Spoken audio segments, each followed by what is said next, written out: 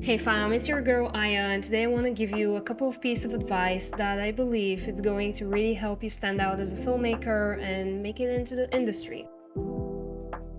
And why I decided to do this video is because I was on Instagram scrolling, through reels, and I'm seeing so many people giving advice and, actually not having a track record of projects or clients they have worked with, and they're saying, my business this, my business that, and I'm like, well, show me what exactly you have done in order to give me advice. They're just like copying what other people who are more successful in our industry have said, and then, using that to gain, a following. And I hate that. And since I do have a pretty big track record working with clients such as DJI, Corona, the Olympics, I just feel like I'm in a place where I actually could give you some insights that are going to help you on your journey. So let's begin.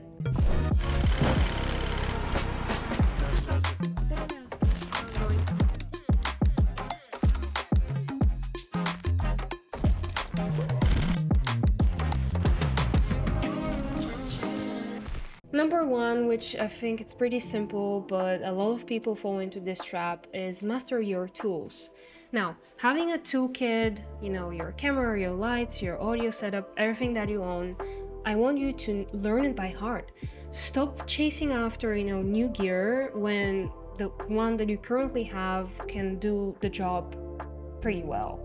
Don't fall into the trap of purchasing new gear all the time. I know it could be very hard to resist, and I also suffer from that sometimes. But honestly, use that time to watch some tutorials, go out and shoot with the gear that you currently own, and learn its limits. That way you're going to know exactly how well it could serve you for your upcoming project. Knowing the limits of your gear is actually going to help you a lot when you're hopping on client projects as well. Because a lot of time clients have specific requirements when it comes to the video that they're getting in terms of technical specifications.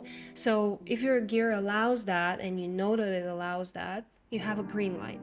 And a lot of time when I am working as a producer on a project and I'm hiring a crew, they don't really expect me to know a lot about gear, but on our initial call, I start talking about that, and I kind of gauge how well they know their own gear and how good of a fit they're going to be for this specific project.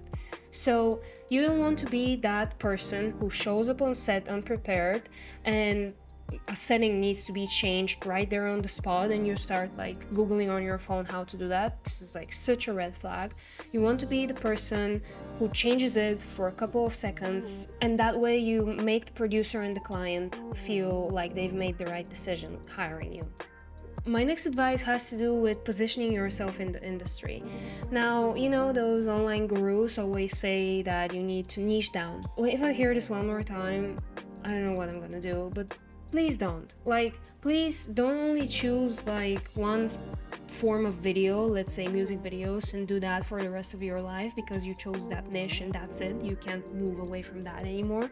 First of all, I think that the more you work in this industry, your goals are going to evolve, and you're going to evolve with that as well. What you've learned from one medium is going to help you greatly in your next endeavor. Because yeah, it could be transitioning from music videos to branded content, but so what? There are going to be many lessons that you will learn from the first thing transitioning to the next one, and you can implement them there. And regarding the niche, I always say that a niche isn't the projects that you take on, is the way you tell the story.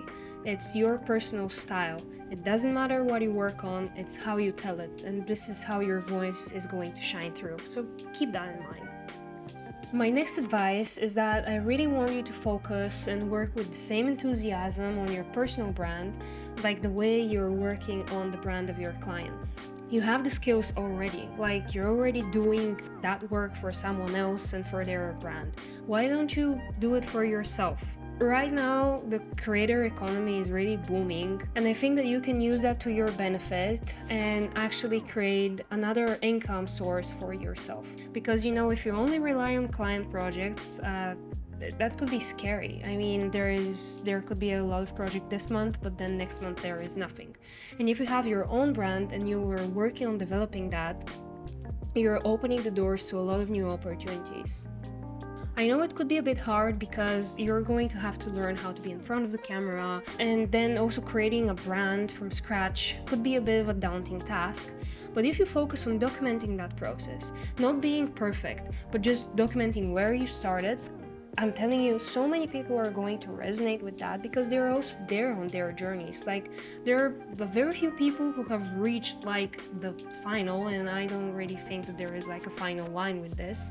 But everyone is somewhere in the middle of their journey, and they want to see the process, like how someone is actually doing it, and not only the people who have done it and are saying, yay, I'm so successful now, just look at me. You know what I mean? And while we're on the topic of developing a personal brand, I actually recently started implementing a platform called Motion Array when it comes to the post-production of my own short branded pieces.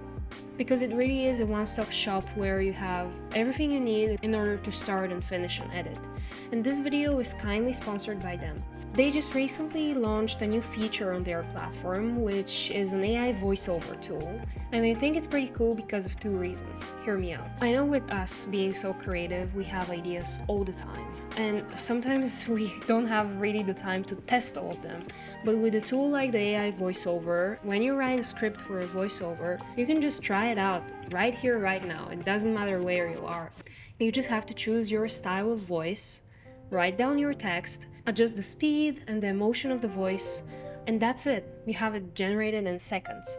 And I've also noticed that this efficiency of trying out ideas is really liked by clients as well. Because if you're working with clients on a long-term basis, you'll notice how they also have ideas brewing in their head, and that's why they need you. That's why they hired you in the first place.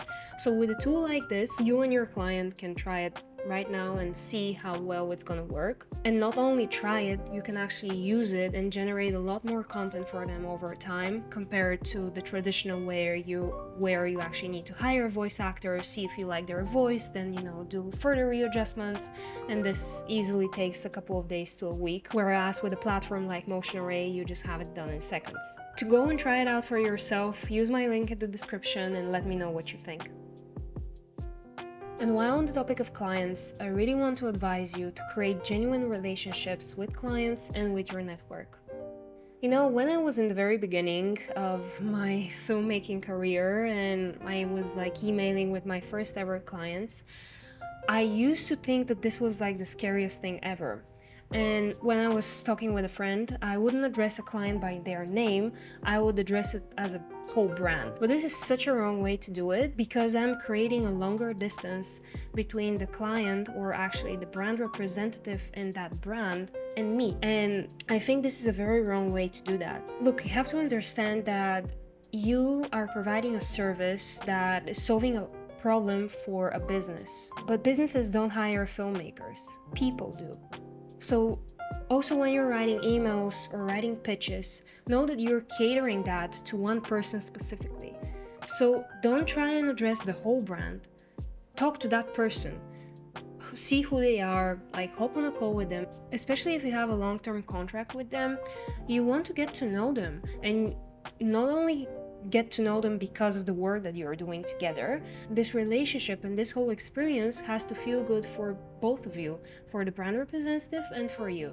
You definitely don't want to be stuck in a position where you or your client aren't a good fit for one another. So my biggest advice is when you're hopping on a call, don't just skip the small talk. No, actually be curious about who they are and who that person is on the other side of the screen. Show a little bit of your personality, and of course keep it professional, but also create this experience for your client where they actually want to hop on a call with you and they're excited to talk with you and discuss new ideas. That's when things get serious, because you're providing an experience and amazing work, and combining both of those is really a recipe for success. And my final tip is to invest in resources that help you grow. When you invest in something that helps you save time, you get that time back whenever you use your investment. When you invest in education, every decision you make from that point forward is coming from an informed place. And when you compound that interest of every investment that you have made, that actually creates real momentum for your career. I have a couple of rules that I've created for myself, and I follow them every year, that I've been on this journey. And that's going through at least one online course a year, going to one or two events to network, reading books, I don't put a number on that. But just keeping that consumption of knowledge and then also meeting new people, because that really helps me grow. And I'm not just sitting here talking from like past experience and relying that, oh, I know it all. No, I keep learning all the time so that I have a fresh mind and fresh ideas, and then I can actually say something that I feel confident with. So that's going to be it for today. Thank you very much to Motion Array for sponsoring that video. Let me know in the comments below which tip you found to be most valuable to you and what you struggle with the most on your filmmaking journey. With that said, guys, subscribe, like, and I'll see you in the next one. Peace.